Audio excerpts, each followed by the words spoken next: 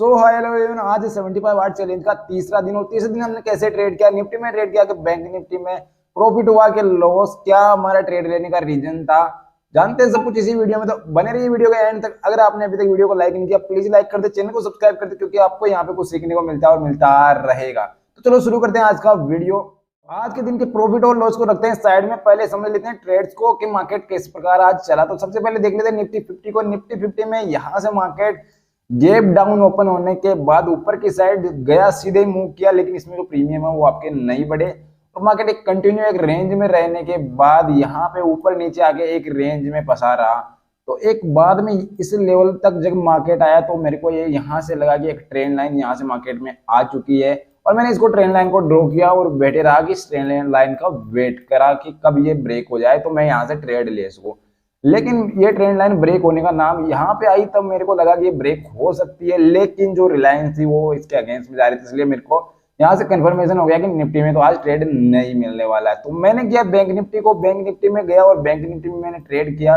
Bank Nifty में trade लेने का पीछे का रीजन क्या था मैं बता देता हूँ आपको। देखो, सबसे पहले बैंक निफ्टी में रीजन था कि bank Nifty gap down open होने के बाद ये कल के लेवल के पास ही ओपन हुई थी, इसलिए मेरे को यहाँ से ये तो पता चल गया था कि ये ऊपर नीचे नहीं जाने वाली है यहाँ से कल की तरह, कि जिसमें डायरेक्ट कंटिन्यू सेलिंग नहीं आने वाली है। तो यहाँ से ऊपर के साथ बाउंस बैक किया, लेकिन मेरा जो रूल था कि 15 मिनट में, जो पहले जो स्टार्टिंग के 15 मिनट है उसमें ट्रेड नहीं लेना, तो मैंने यहाँ से 15 मिनट तक कोई भी ट्रेड नहीं लिया, बाद में भी ट्रेड नहीं लिया। लेकिन ये ऊपर की साइड जाके यहाँ से इसने एक रेजिस्टेंस लिया और वापस नीचे की साइड आया, वापस ऊपर गया एंड वापस नीचे आया। और यहाँ पे आके देखो एक चीज क्या हुआ, यहाँ पे आके इसने इस लेवल को, जो अपना पीछे का लेवल था, जो कल का इंपोर्टेंट लेवल था हमारा, उसको इसने ब्रेक कर दिया। देखो कल का इंपोर्टेंट लेवल था यहाँ तक का, ये जो इसने इसको ब्रेक किया, लेकिन मैंने ब्रेक होते ही साथ एंट्री नहीं उठाई, लेकिन ब्रेक होने से पहले जो एंट्री मैंने यहाँ से बना ली थी और यहाँ पे जो मेरा छोटा सा एक एसएल था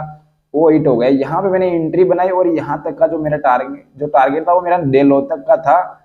तो यहाँ से जो मेरा एसएल था एक छोटे से प्रॉफिट के, देखो एकदम से स्पाइक लगाया इसने, प्रॉफिट मेरा जितना मैं प्रॉफिट एक्सपेक्ट कर रहा था उतना तो प्रॉफिट नहीं हुआ, लेकिन प्रॉफिट चल रहा था अच्छा खासा।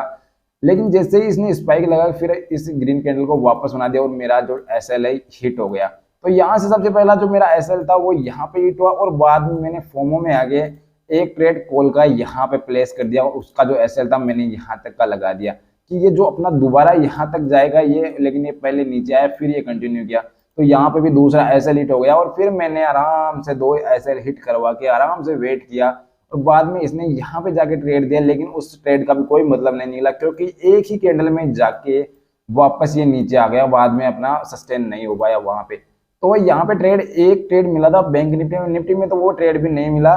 लेकिन इस ट्रेड को पकड़ना है ना थोड़ा मुश्किल है। क्यों मुश्किल है? क्योंकि यहाँ पे देखो ये एक बार, 2 बार, 3 बार, 4 बार, अगर आप यहाँ कहीं पे ऐसा लीड करवा लेते हो ना तो आपकी हिम्मत नहीं होती यहाँ पे ट्रेड लेने की, ठीक है। तो ये ट्रेड लगभग जिन लोगों ने होल्ड करके रखा हुआ था उनको तो इसने प्रॉफिट दे दिया होगा, बाकी सभी इसमें लॉस किए होंगे या फिर ट्रेड ले ही नहीं पाए होंगे मेरी तरह।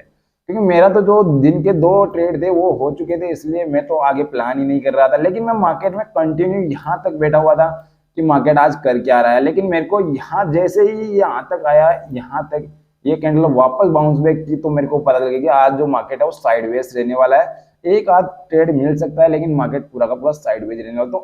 तो आज के दिन के 2 ट्रेड थे, एक तो था हमारा जो लॉजिकल ट्रेड और दूसरा था फोमो का ट्रेड। मतलब तो आज के दिन हमने ये सीखा कि अगर हमारा एक ट्रेड ऐसा हो जाता है, एक ट्रेड में ऐसा हिट हो जाता है, तो दूसरा ट्रेड हमें 1 आवर या हाफ आवर के, मतलब आधे घंटे या 1 घंटे बाद ट्रेड करना चाहिए। और लिमिटेड ट्रेड, वैसे तो हमारे 2 ट्रेड लिमिटेड है, लेकिन हमने जो हमारे रूल्स है उनको ब्रेक नहीं किया। फोमो में दूसरा ट्रेड ले लिया, लेकिन जो अपना लोएस्ट का क्राइटेरिया था वो मेरा बढ़ा नहीं, बिल्कुल भी हमने अपने रूल्स के अंदर है। तो मैं आपको दिखा देता हूँ जो लॉस है वो कितना है आज का। तो लॉस के ऊपर बात करते हैं। आज का जो लॉस हमारा 443 रुपए का लॉस है, जिसमें जो हमारा लॉजिकल ट्रेड था पुट साइड का, उसमें जो हमारा एसएल था सिर्फ 167 रुपए का था, मतलब 150 रुपए से का लगभग का हमारा लॉस था। लेकिन जो हमारा फोमो का ट्रेड था वो 276 रुपए हमारे ले गया यहाँ से, तो उसमें हमारे लॉस ज्यादा हो गया। लेकिन हमने यहाँ से एक चीज सीखी कि अगर आप फोमो में आके ट्रेड करोगे, आप डर के ट्रेड करोगे, तो यहाँ से आपके जो लॉसेज होने के चांसेस बढ़ जाते हैं, जैसे आज हमारे हुए। आखिर बाद में हम प्रॉफिट बना सकते थे, लेकिन हमने यहाँ से फोमो में ट्रेड कर दिया, तो 2 ट्रेड ऑलरेडी हमारे हो चुके थे। और दोनों में हमारे ऐसे लीट है। तो 75 आवर चैलेंज के हमारे 3 दिन कंप्लीट हो चुके हैं और तीनों दिनों का जो पीएनएल मैंने यहाँ पे नोट करके रखा है कि यहाँ से जो पहले दिन का पीएनएल था उसमें हमारे जो 2 ऐसे लीट हुए थे 484 रुपए गए थे। फिर दूसरे दिन हमारा एक छोटा सा प्रॉफिट हुआ था एंड थर्ड डे भी हमारा लॉस है।